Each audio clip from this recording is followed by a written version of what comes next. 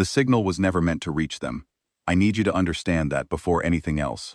When our communications officer sent that transmission, she was not thinking about protocols or encryption, or species-specific frequencies. She was thinking about the fact that our third colony had just gone dark, that 40,000 civilians were packed into a convoy built for 12,000, and that we had 9 hours before the Drakari fleet caught up with us. She opened every channel we had, pointed the array at open space, and screamed. My name is Vekran So. I was a diplomatic attaché for the Gallian government, assigned to the refugee convoy as an administrative observer. That title meant nothing by the time the signal went out.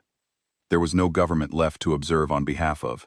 There was only a slow, trembling line of transport ships filled with frightened people, drifting through the dark and hoping someone would hear us.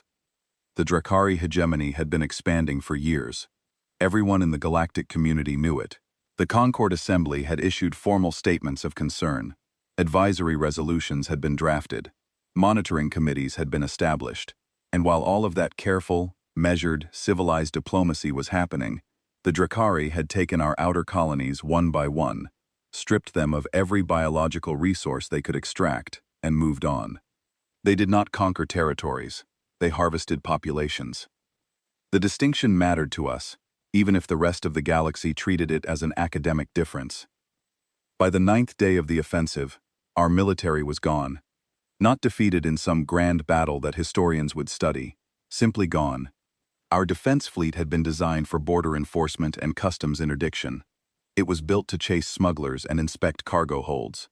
When the Drakari brought their war fleet into our space, our ships lasted less than a day. The captains who survived the first engagements scattered. Some tried to protect evacuation routes. Most were hunted down within hours. I stood on the command deck of the transport vessel Galactic HFY and watched our communications officer send that signal into the void. Her name was Tassani, and her hands were shaking so badly that she had to enter the broadcast codes 3 times before the system accepted them. The message was simple. It was not written by diplomats or approved by any chain of command.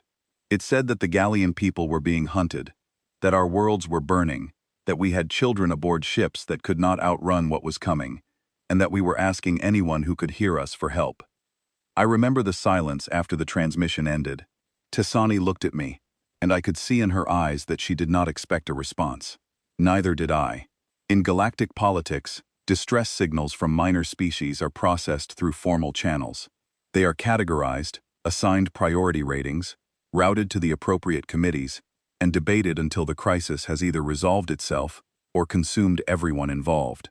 We knew this because we had watched it happen to others before the Drakari turned their attention to us. The responses came exactly as I expected. The Venari Collective sent a formal expression of solidarity and offered to process refugee applications for up to 300 individuals, pending a background verification period of 60 days. The Arathi Federation opened a diplomatic channel to discuss the possibility of economic sanctions against the Drakari, contingent on a full investigation by an independent panel. The Concord Assembly announced that an emergency session would be convened in 6 standard weeks to address the situation. 6 weeks. We had hours.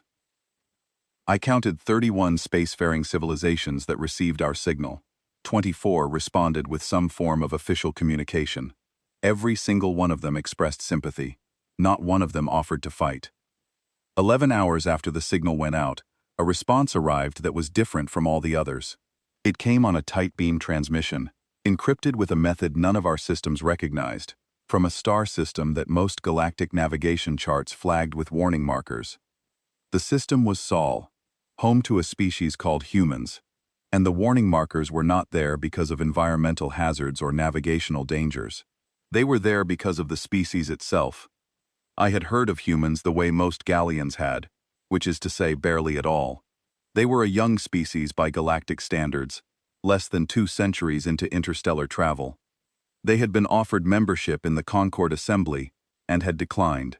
They maintained embassies with a handful of species and trade relations with a few more, but mostly they kept to themselves.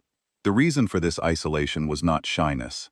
The galactic community had reviewed their history and decided, collectively and quietly, that it was better for everyone if humans stayed in their own corner of the galaxy.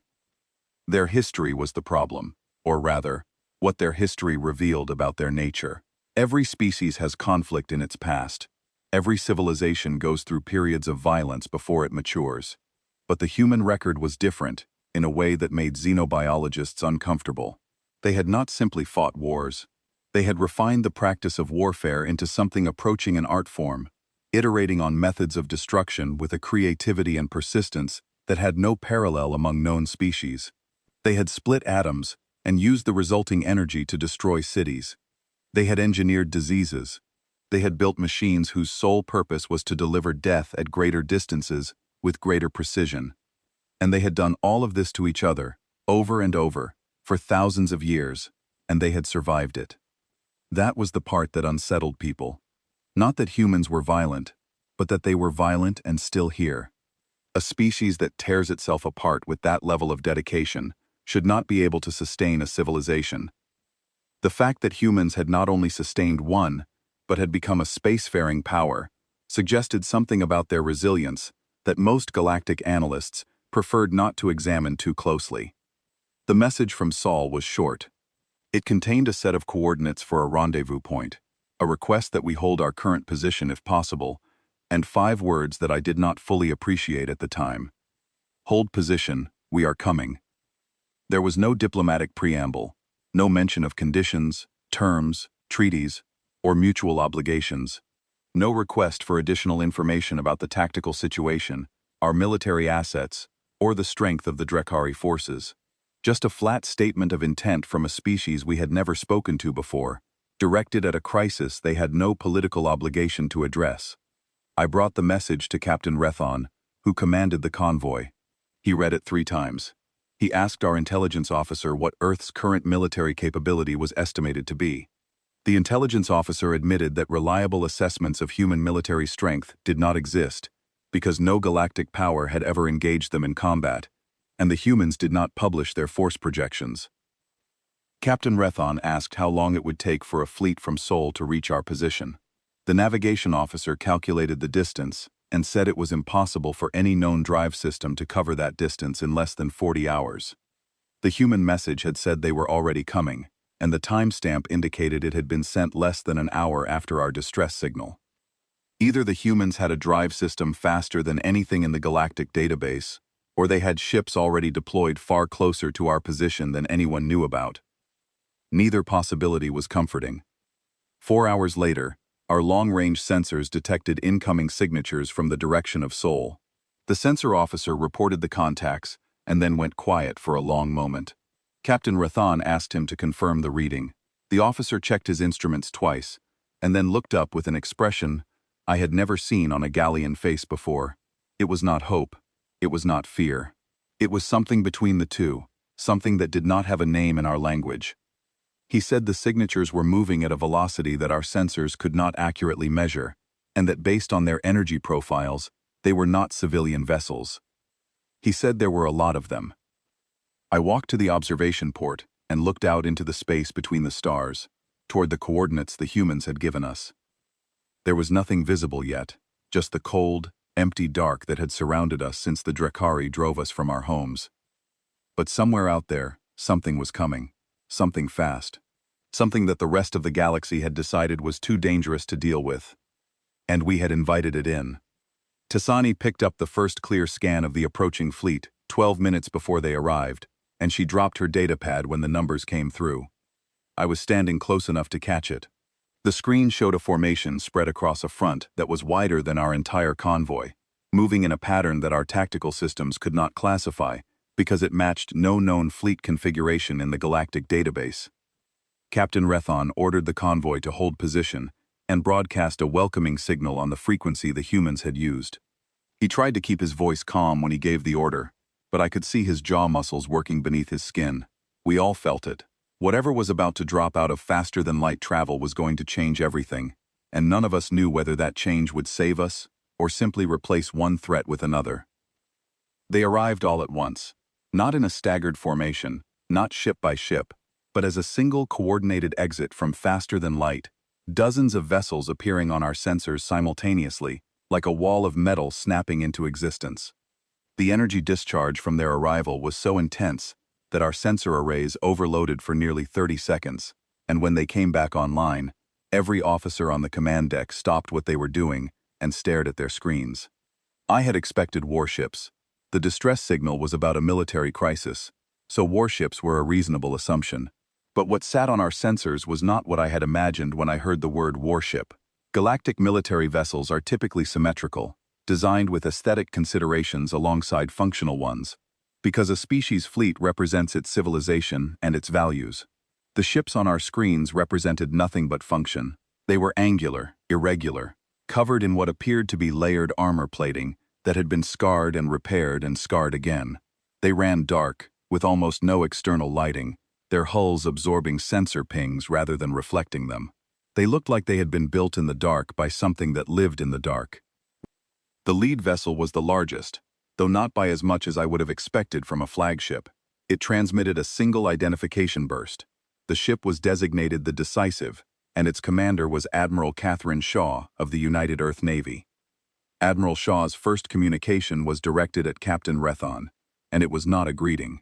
She asked for the convoy's structural integrity assessment, our current life support capacity, the number of civilians aboard, and the number of individuals requiring immediate medical attention. She asked these questions in a flat, clipped tone that carried no warmth and no hostility.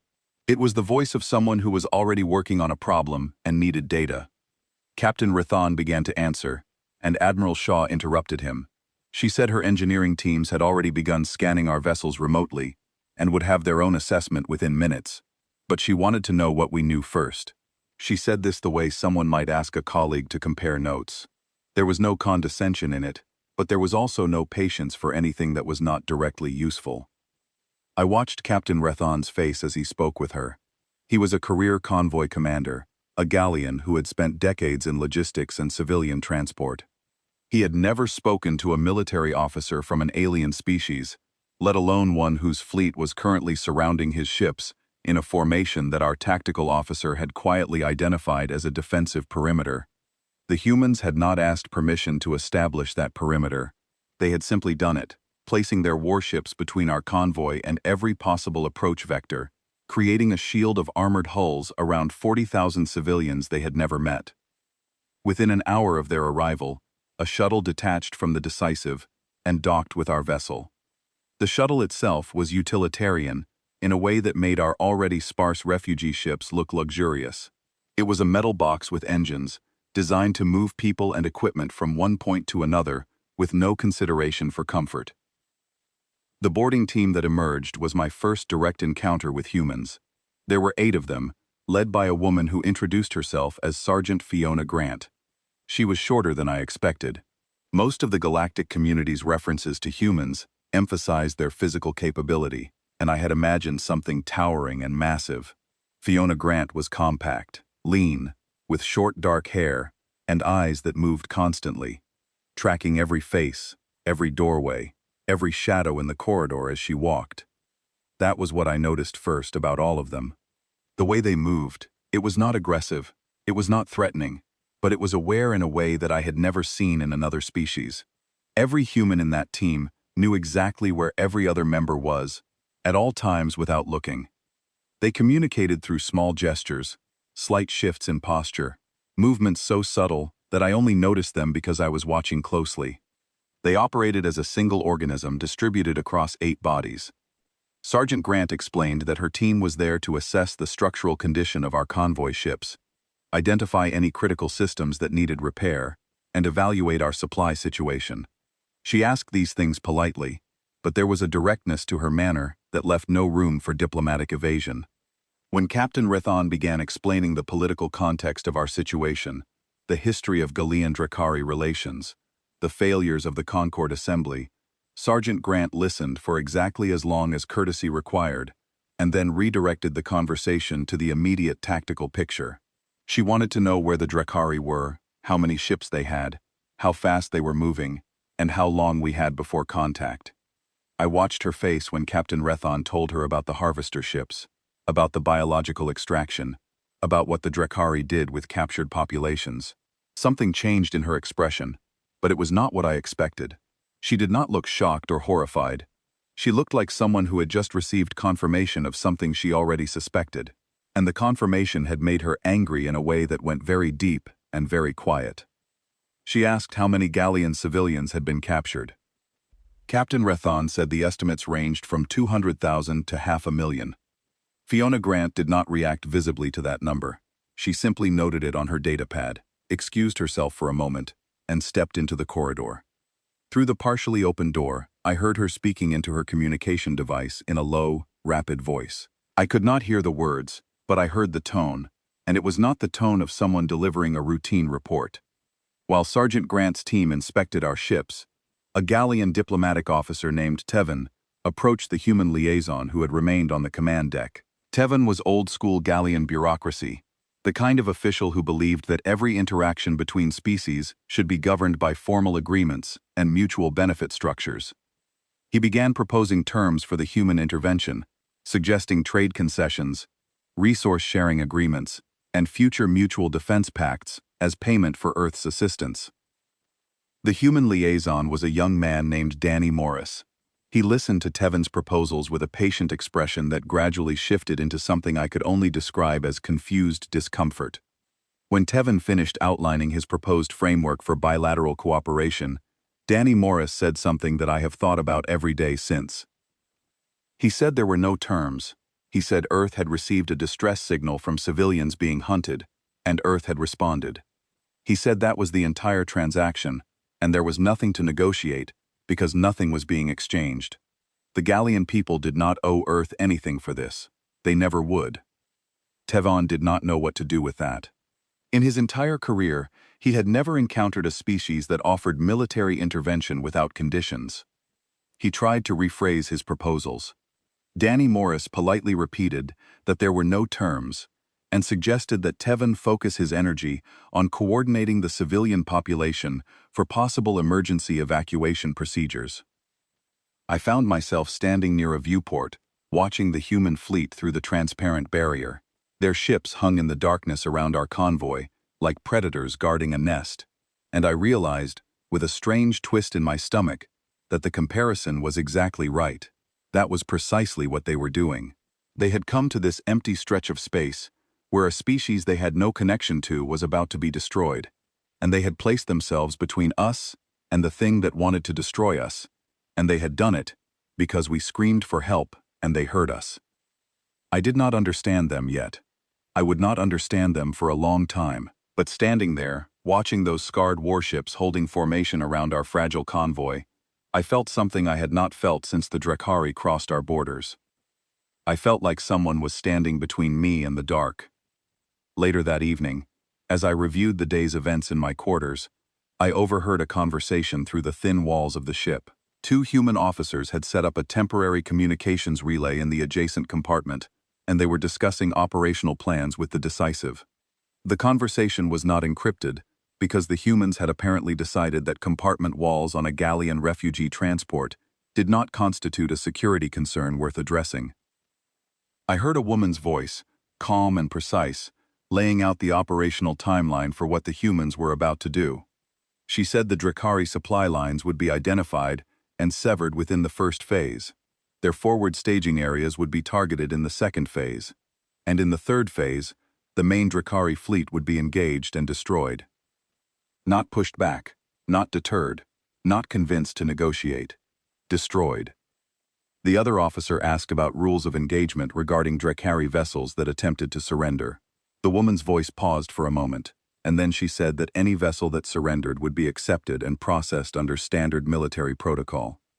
But she added, in a tone that carried no particular emphasis, that surrender would need to be immediate and unconditional, and that any vessel that surrendered while still carrying captured Gallian civilians would be boarded and searched first, and that the search teams had been briefed on what biological extraction equipment looked like.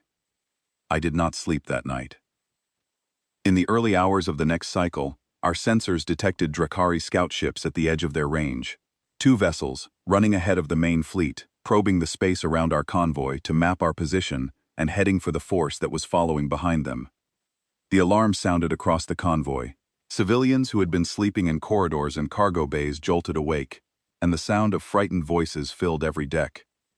Captain Rathan began issuing orders to prepare for emergency maneuvering, his voice tight with the controlled fear of a man who knew his ships could not outrun what was coming. And then something happened that I will never forget. Every human warship in the fleet went weapons hot simultaneously, not one by one, not in a ripple spreading from the flagship outward. Every single vessel activated its weapons systems at the same instant, as if a single switch had been thrown across the entire fleet. Targeting arrays locked, energy signatures spiked, hull plates shifted as weapon ports opened across dozens of ships at once. No verbal order was given, no command was broadcast. I checked the communication logs afterward. There was nothing. The humans had detected the same contacts we had, and they had responded as one, without discussion, without hesitation, without a single wasted second. The two Drakari scouts reversed course and ran. The humans did not pursue them. Not yet. The first engagement happened 6 hours later, and everything I thought I understood about warfare collapsed in the first 14 minutes. The Drakari advance force consisted of 47 warships, a combination of heavy cruisers, assault carriers, and the armored destroyers that had shattered our defense fleet. It was a force designed to overwhelm through numerical superiority and concentrated firepower, the same strategy that had worked against every opponent the Drakari had faced in 4 decades of expansion. They arrived in a standard Drakari attack formation, a broad crescent, designed to envelop a target from multiple angles, and they outnumbered the human ships in our sector by nearly 2 to 1. I stood on the observation deck of the Galith sewer, pressed against the viewport alongside dozens of Gallian civilians who had nowhere else to go, and watched the battle unfold through a combination of direct observation and the tactical display that Captain Rathan had authorized to be shown on the public screens. He did this, I think, because he understood that not knowing was worse than knowing, even when what you were watching might be the end of everything. The Drakari opened the engagement with a long-range bombardment, the same tactic they had used against our fleet. Concentrated energy weapons fired in coordinated salvos, each ship adding its firepower to a single devastating wave, designed to overwhelm defensive barriers. Against our ships, this had been instantly effective. Our shields had folded under the first salvo, and our hulls had been breached within seconds. The human ships did something I had never seen before. They broke formation. In galactic military doctrine, maintaining formation is fundamental. Ships fight as units, supporting each other with overlapping fields of fire and shared defensive coverage. Breaking formation is considered a sign of panic, the first step toward a rout. When the human vessels scattered in what appeared to be random directions, I heard a Gallian officer behind me whisper that it was over. It was not over. It was beginning. The Drakari salvos hit empty space. The coordinated bombardment that should have struck a concentrated fleet, instead, passed through gaps where ships had been moments earlier. The human vessels had not scattered randomly. They had dispersed into a pattern that I later learned was called a fluid engagement matrix, a tactical doctrine that treated each ship as an independent combat unit capable of making its own targeting decisions while maintaining awareness of every other friendly vessel's position and movement. The Drakari adjusted. They redirected their fire, trying to track individual human ships. But the human vessels were moving in ways that Drakari targeting systems were not designed to predict. They accelerated and decelerated in patterns that seemed erratic, but were precisely calculated, each maneuver placing them in a position where Drakari weapons could not track them without risking friendly fire against other Drakari ships. The humans had turned the Drakari's numerical advantage into a liability. The more ships the Drakari had, the more angles they had to worry about hitting each other. Then the humans began firing back. I need to describe this carefully, because it was unlike anything I had witnessed or studied. Galactic warfare tends towards symmetry. Ships engage their counterparts, cruiser against cruiser, destroyer against destroyer, matching capabilities against equivalent capabilities. The humans ignored this entirely. Their ships did not engage their counterparts. They engaged targets of opportunity, selecting whichever Drakari vessel was most vulnerable at any given moment, and concentrating fire from multiple angles simultaneously. A Drakari heavy cruiser, one of the largest ships in their advance force, found itself bracketed by 3 human frigates that were each less than a quarter of its size. The frigates did not try to match the cruiser's firepower. They did not engage in the kind of broadside exchange that galactic naval tradition considered proper combat. Instead, they targeted specific systems with surgical precision. The first salvo took out the cruiser's primary sensor array. The second disabled its engine control. The third punched through the weakened rear armor and destroyed the power distribution network. The cruiser was dead in space within 90 seconds. It had not managed to land a single hit on any of the 3 frigates. Across the battlefield, the same pattern repeated. The humans were not fighting the Drekari fleet. They were dismantling it, ship by ship, system by system, with an efficiency that bordered on mechanical. Every shot was placed for maximum effect. Every maneuver served a tactical purpose. There was no wasted energy, no dramatic gestures, no warning shots. A Drekari command vessel broadcast on an open frequency, demanding that the human ships identify themselves under Concord military law. The broadcast cited specific articles of the interspecies engagement protocols, requiring all combatants to declare their species, government affiliation, and legal basis for the use of force. The humans did not respond. The silence stretched for 8 seconds, which I counted because I was holding my breath. Then the ship that had sent the demand was hit by a coordinated strike from 4 different directions. Its shields failed.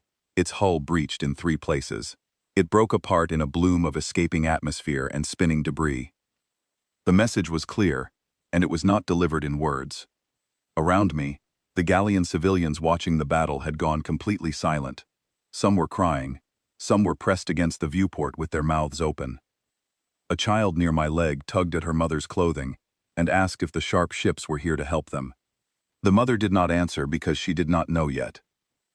I did not know either. What I was watching was the most effective military operation I had ever seen, and it terrified me almost as much as the Drekari had. The humans fought without any of the conventions that galactic civilizations use to impose order on the chaos of combat. There were no escalation protocols. There were no surrender windows. There were no attempts at communication. There was simply the systematic application of force with an efficiency that suggested long, deep practice. 14 minutes after the engagement began, the Drekari advance force attempted to withdraw. They turned their ships and tried to retreat toward their main fleet's position, and for a brief moment, I thought the humans would let them go. That would have been the standard practice. A retreating enemy is a defeated enemy, and pursuing them risks overextension and unnecessary losses. The humans pursued them, not all of them, and not recklessly. A portion of the human fleet broke off and ran down the retreating Drekari with a speed that our sensors could barely track.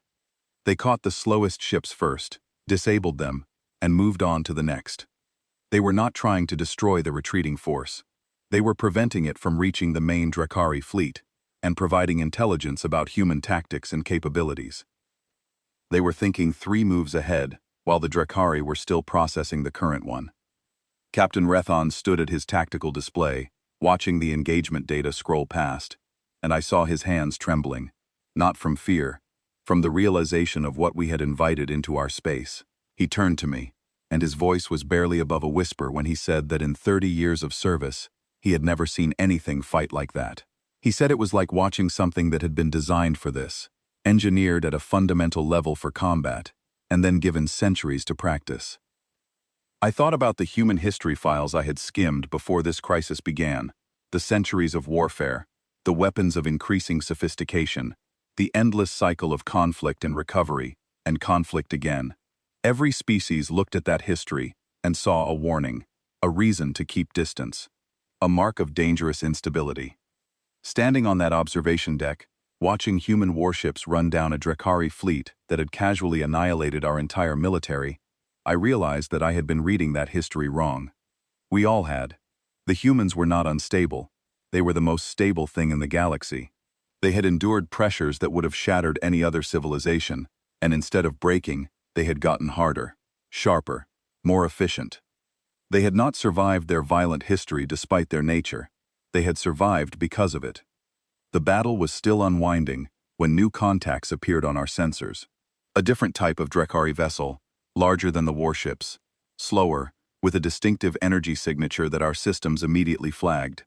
The tactical officer's voice cracked when he announced the classification. Harvester ship. I felt the deck shift under my feet, as every galleon on the observation deck reacted to that word. Harvester. The ships that carried the extraction equipment. The ships that took living people and processed them into biological resources. The ships that had taken our families, our neighbors, our children. This particular harvester was running under escort, 3 Drakari destroyers flanking it as it tried to transit through the edge of the combat zone.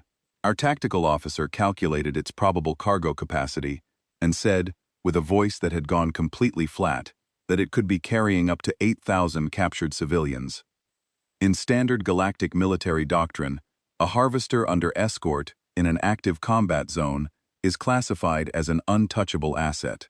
The risk of destroying it and killing the captives inside is too high, and the military logic dictates that engaging it serves no tactical purpose when the primary fleet engagement is still ongoing. The captives are considered a tragic but acceptable cost of the larger conflict. I had read that doctrine. I had studied it. I had, in the quiet privacy of my own thoughts, accepted it as reasonable. The humans did not accept it. Within seconds of the harvester's detection, 3 human ships changed course. They detached from the main engagement and moved to intercept, and the speed at which they redeployed told me that this was not an improvised decision. They had planned for this. They had expected the Drakari to be moving captured civilians through the combat zone, and they had kept ships in reserve specifically for this scenario. The 3 Drakari escorts moved to protect the harvester, and what followed was the most intense combat I witnessed during the entire conflict. The human ships could not use their full weapons capability because the harvester was carrying living captives. They had to fight the escorts while avoiding any stray fire that might hit the harvester itself, and the Drakari escorts knew this and used the harvester as a shield, positioning themselves so that any shot at them risked striking the vessel behind them. A human pilot solved this problem by doing something that should not have been physically possible. She flew her frigate between 2 Drakari destroyers at a closing speed that our sensors could barely register, firing at both of them simultaneously from a distance so close that their own weapons could not depress far enough to hit her. She passed between them like a needle through cloth, and both destroyers took critical damage from a volley delivered at point-blank range. The 3rd escort tried to run. A human vessel caught it, disabled its engines with a single precise shot, and left it drifting. Then the boarding action began. A shuttle launched from one of the human frigates and docked with the harvester.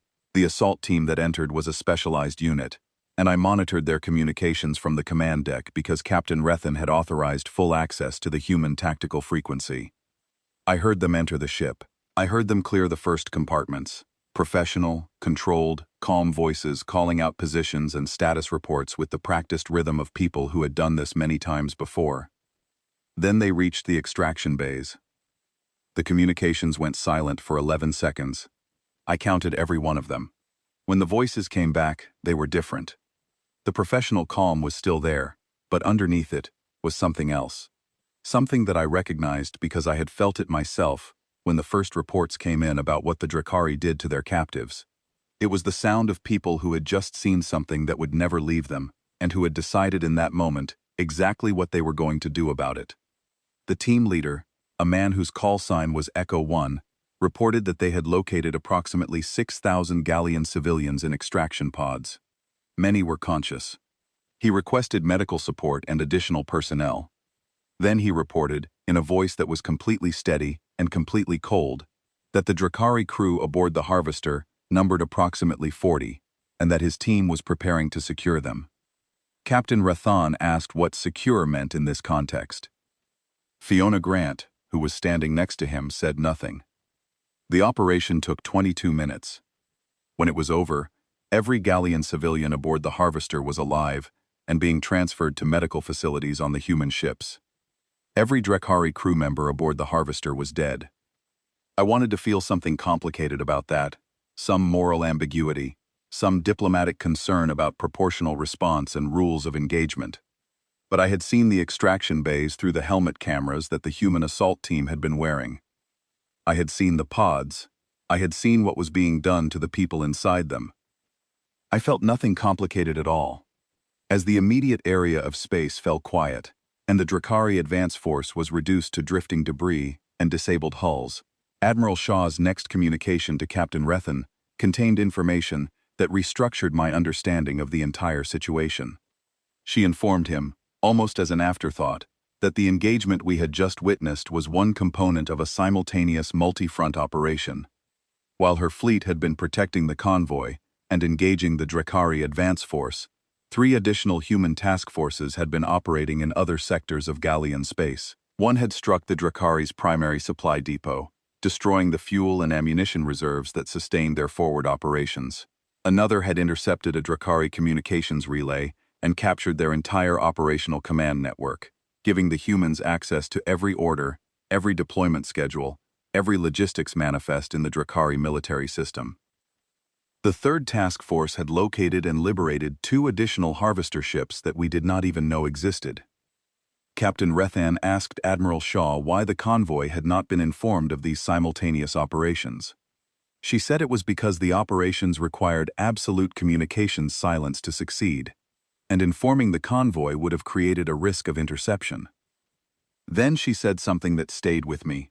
She said she understood that the lack of communication had probably caused additional stress and uncertainty for the civilians aboard the convoy, and she regretted that.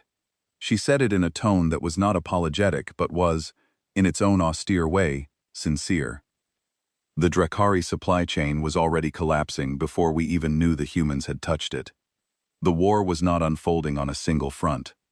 It was being dismantled from every direction at once, by a species that had apparently spent the travel time to our system planning an operation of a scope and precision that the Drakari could not comprehend, and the Gallian people had not dared to hope for. I stood on the observation deck that night, after the battle was over, and the human ships had resumed their protective positions around the convoy, and I tried to write my diplomatic report.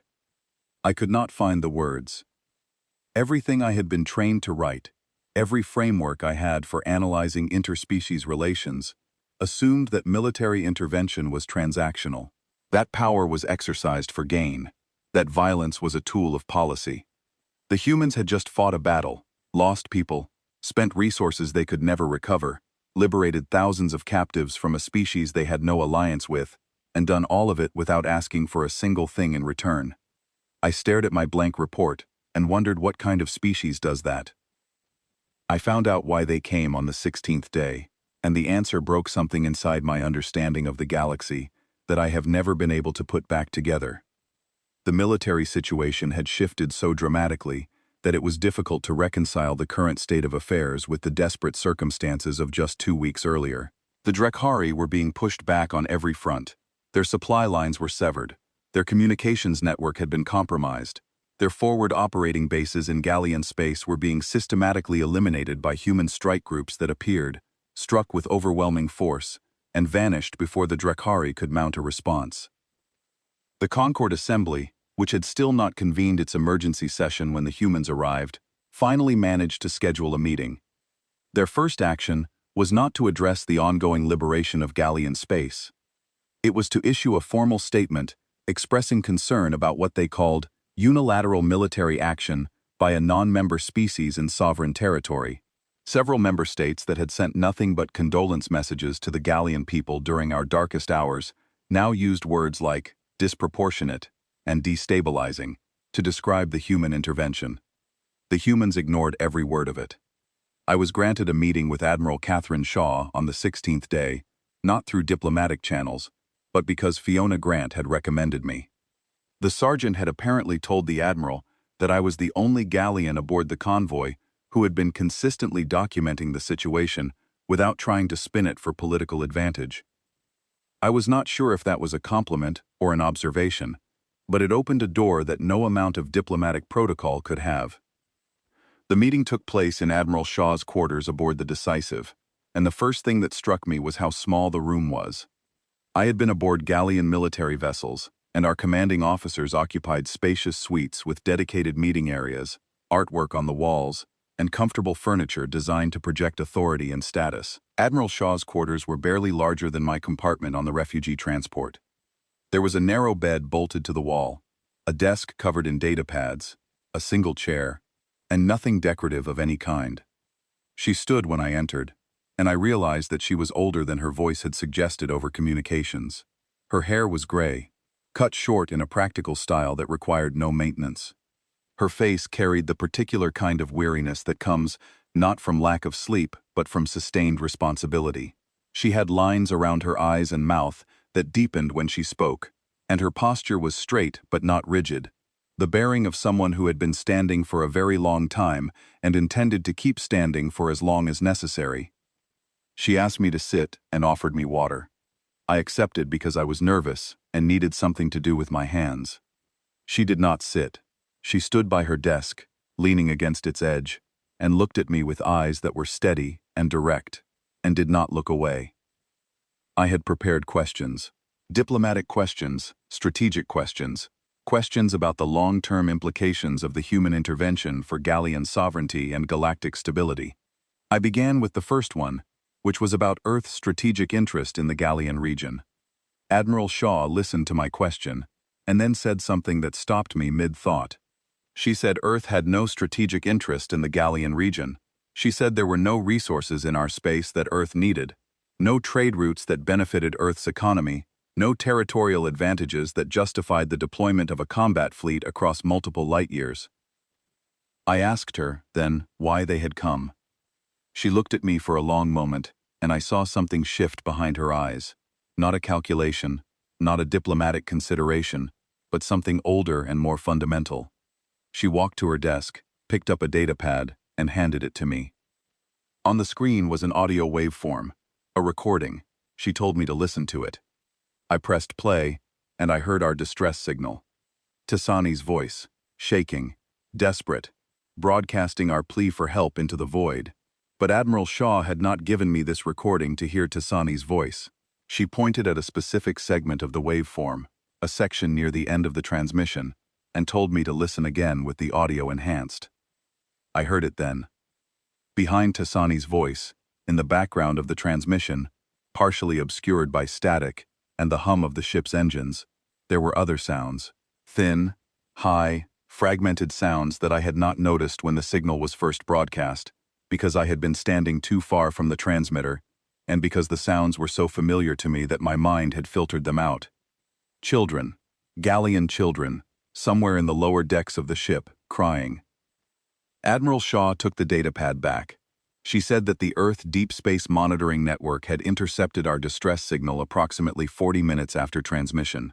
She said the signal had been routed through standard processing, flagged as a potential humanitarian crisis, and forwarded to the appropriate command authority for assessment. She said the assessment had taken less than 10 minutes. She said the reason it had taken less than 10 minutes was that the intelligence analyst who processed the signal had enhanced the audio, heard the children in the background, and flagged it as a Priority 1 emergency, requiring immediate military response. She said the fleet had been mobilized within 2 hours. Ships had been pulled from patrol routes, training exercises, and shore leave across 3 sectors. Supply chains had been redirected, leave had been canceled, crews had been told where they were going and why, and not a single sailor had hesitated. Because they heard children crying. I sat in that small, sparse room, holding a glass of water that I had forgotten about, and tried to process what she was telling me. I had spent my career in diplomacy. I understood the mechanisms of interspecies relations, the careful calculus of interest and obligation, and strategic advantage that governed every interaction between civilizations. Every species that had responded to our distress signal had done so within that framework, offering what they could afford to offer, weighing the costs and benefits, calculating the political implications. The humans had heard children crying in the background of a distress signal from a species they had never met, and they had sent a war fleet. I asked Admiral Shaw if she understood how incomprehensible that was to the rest of the galaxy. She said she did. She said humans were aware that their response to certain stimuli was considered unusual by galactic standards. She said that human evolutionary history had produced a species with a particular sensitivity to the distress vocalizations of young, and that this sensitivity was not limited to their own species. She said it triggered a response that was neurological, hormonal, and deeply involuntary, a cascade of reactions that humans had learned to channel, rather than suppress. She called it a design flaw that they had decided to keep. I asked what she meant by that, and she explained that humans had studied their own violent impulses extensively. They knew they were more aggressive than most species. They knew their capacity for violence exceeded what was typical in the galactic community. They had spent centuries debating whether this was a weakness to be eliminated or a strength to be directed. The consensus, she said, was that it was both, and that the question was not whether humans would fight, but what they would fight for. She said they had decided, as a species, that the sound of children in distress was a sufficient reason to fight anyone, anywhere, for any duration, at any cost. I put down my glass of water because my hands were shaking. While I was processing this conversation, I learned from Fiona Grant that the human engineering teams had been doing more than maintaining the defensive perimeter. They had been working on the convoy's ships, quietly, without announcement or fanfare, without being asked. Structural reinforcements had been added to the hull plating of the 3 most vulnerable transport vessels. The life support systems on 2 ships that had been running at reduced capacity had been repaired and upgraded using components fabricated aboard the human vessels.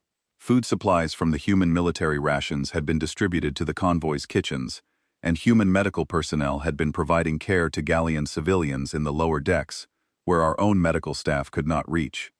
None of this had been coordinated through Captain Rethon. None of it had been negotiated. The humans had identified needs and addressed them, the way one might fix a leaking pipe in a neighbor's house without waiting to be invited. When I asked Danny Morris about this, he looked puzzled by the question, as if the idea of not helping when help was needed was more confusing to him than the idea of helping without being asked.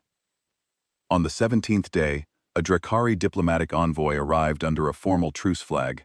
The envoy consisted of 2 vessels, both unarmed, both broadcasting the standard galactic ceasefire protocols that required all combatants to hold fire while negotiations were conducted. The Drakari wished to discuss terms for a cessation of hostilities.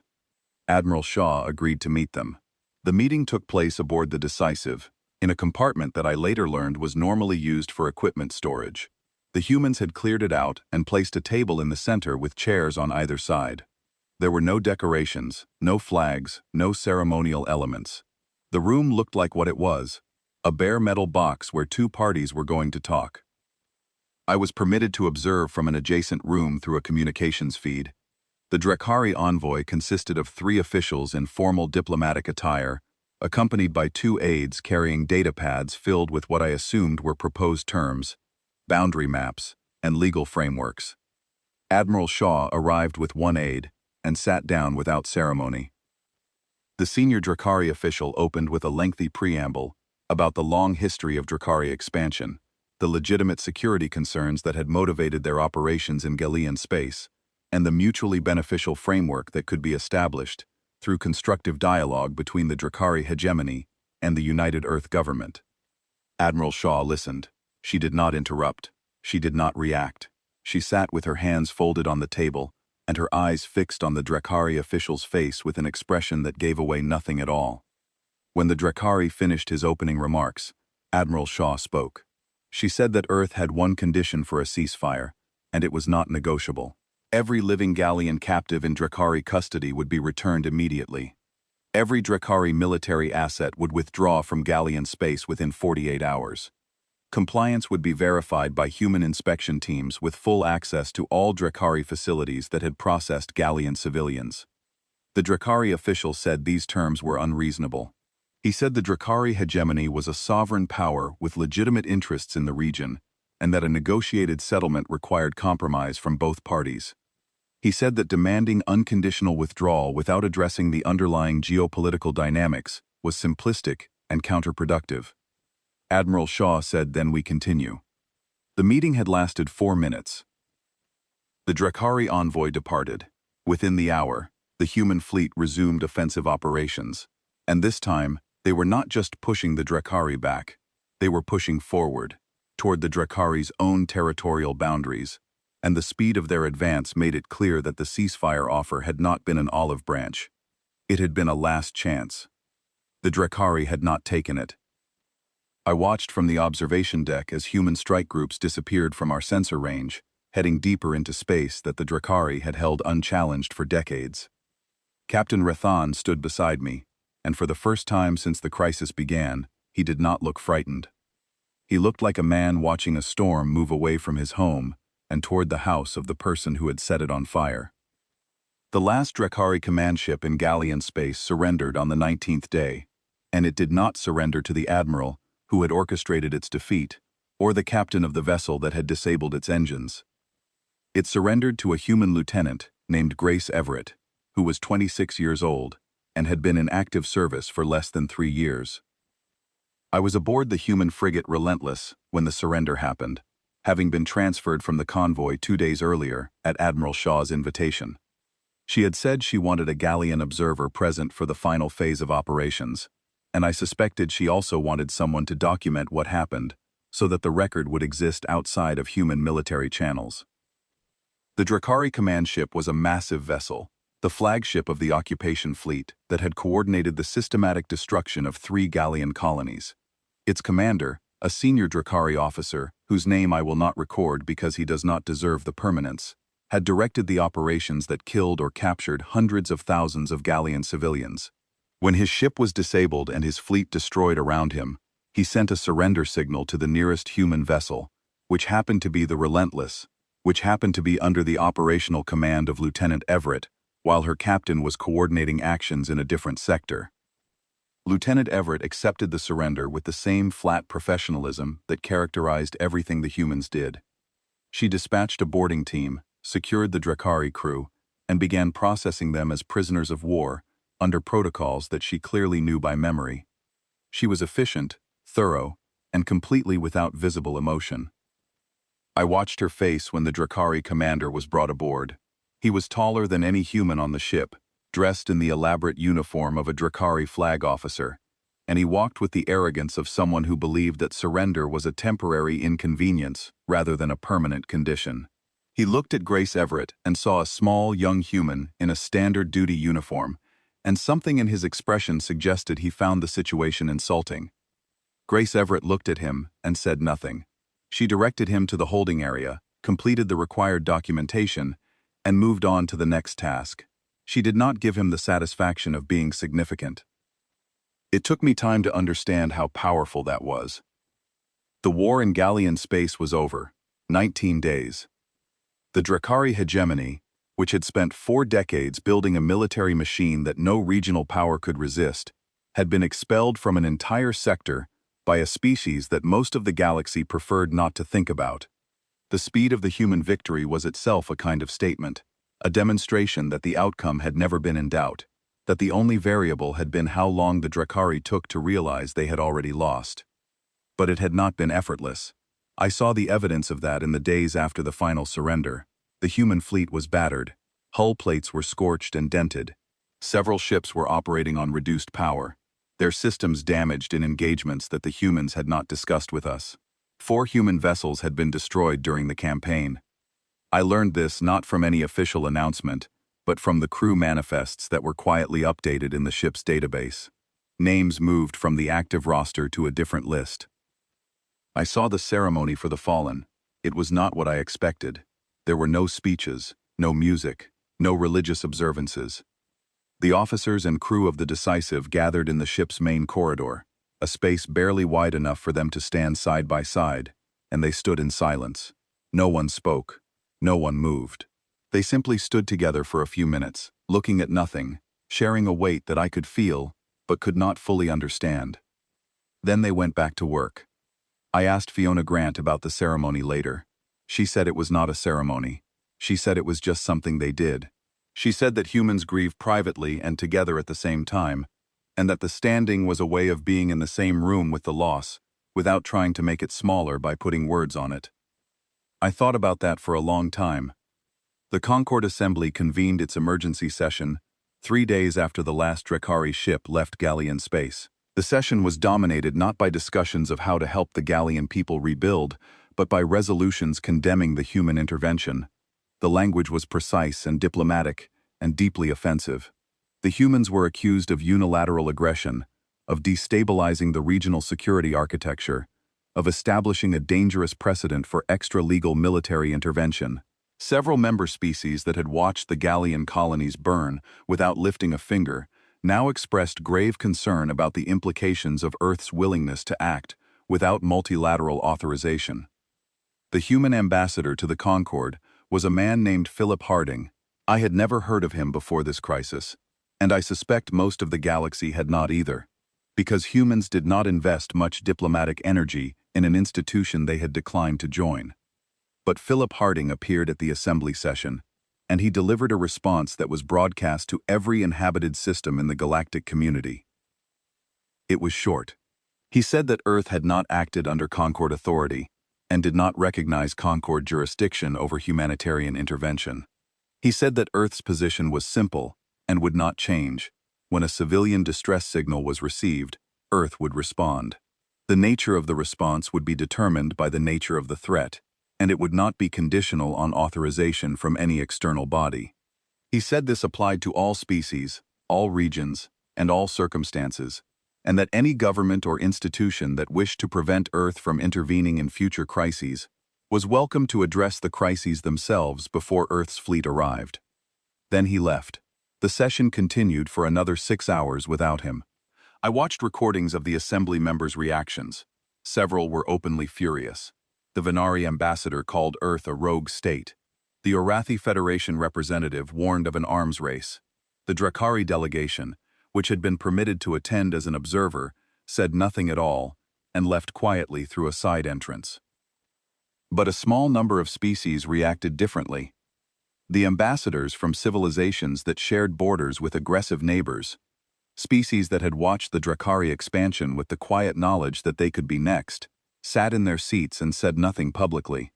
Within hours, private communications channels between those species and Earth's diplomatic offices began carrying encrypted messages.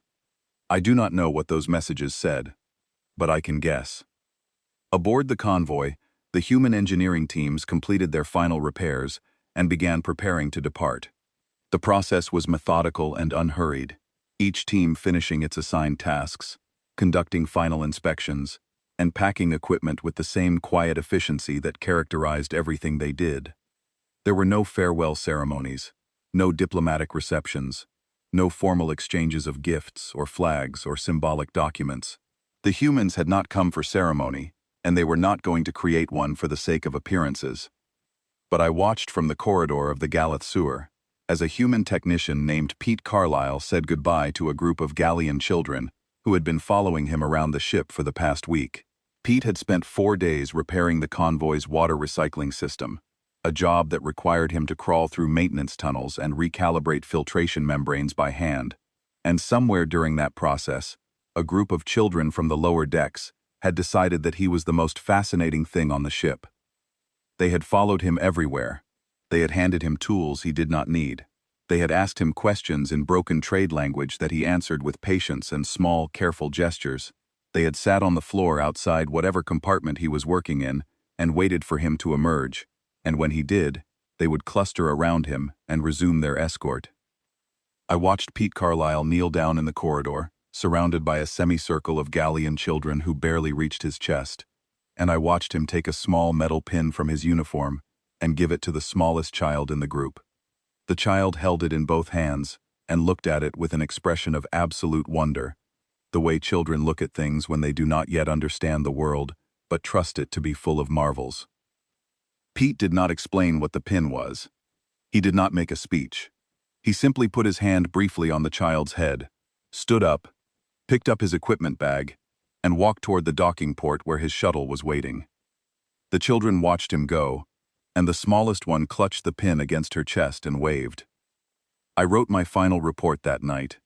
I sat in my quarters on the Galath sewer, surrounded by the hum of repaired systems and the quiet sounds of 40,000 people who were still alive because a species they had never met had heard them scream and decided to help. And I tried to summarize what had happened in language that the Gallian government and the galactic community would understand. I wrote that the standard galactic assessment of humanity was incomplete. Not wrong. Exactly. The humans were everything the intelligence files said they were. They were aggressive. They were tenacious. They were capable of sustained, devastating violence on a scale that most species found deeply uncomfortable. Every warning marker on every navigation chart was there for a reason. Every cautious assessment in every diplomatic briefing was based on real evidence. But the assessment was incomplete because it only described what humans were capable of. It did not describe what they chose to do with those capabilities. The galaxy had looked at humanity's capacity for destruction and assumed it was pointed outward, at everything, indiscriminately. The truth was more complicated and more extraordinary. Humans had taken the most dangerous aspects of their nature, the aggression, the persistence, the absolute refusal to yield, and they had pointed those things at a very specific target. They had pointed them at the suffering of the helpless. The galaxy had assumed that dangerous and compassionate were opposites. Humans had never made that distinction. To them, the willingness to fight without mercy and the refusal to abandon someone in need were not different traits. They were the same trait, expressed in different directions. The same fire that made them terrifying in battle made them incapable of hearing a child cry and doing nothing about it. I wrote that the galaxy needed to update its understanding of Earth, not to make it less cautious, but to make it more complete. Humans were exactly as dangerous as everyone believed. But the danger was not random. It was not predatory. It was not pointed at the galaxy at large. It was pointed, with terrifying precision, at anyone who hurt people who could not defend themselves. I submitted my report. I do not know if anyone read it. Months later, I was serving as a liaison officer on a galactic communications monitoring station, a post I had requested specifically because it gave me access to interstellar signal traffic. I sat at my console and did my job and waited, because I had learned something about the galaxy during those 19 days that made me want to keep watching the frequencies. The call came on a quiet afternoon, a distress signal, raw and unencrypted, from a species on the far side of the galaxy whose name I did not recognize. They were under attack. They were losing. They were broadcasting on every open channel, begging someone, anyone, to help them. I watched the signal propagate across the galactic communications network. I watched it reach the same 31 spacefaring civilizations that had received our signal months ago. I watched the familiar pattern begin: diplomatic condolences, expressions of concern, promises of committee meetings and emergency sessions and formal reviews. And then, exactly as I knew it would, a response came from Sol. It arrived on a tight beam transmission, encrypted with a method that most species still could not crack, containing coordinates and a request to hold position, and 5 words that I now understood were not just a message but a promise, a covenant, a fundamental declaration of what humanity was and what humanity would always be. Hold position, we are coming. I sat at my console, listening to a species I had never met cry for help across the emptiness of space, and I watched that response from Earth, and I felt the tears on my face before I realized I was crying. Not because I was afraid, not because I was relieved, but because in that moment I understood something about the universe that I had not understood before. The galaxy was vast and cold, and filled with civilizations that had learned to calculate the cost of compassion and decided it was too high. But in one small corner of that galaxy, on a blue world orbiting an unremarkable star, there was a species that had looked at that calculation and refused to make it.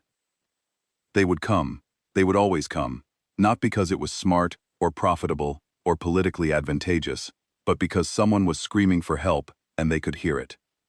And that, I think, is what makes them the most terrifying and the most beautiful thing the galaxy has ever produced.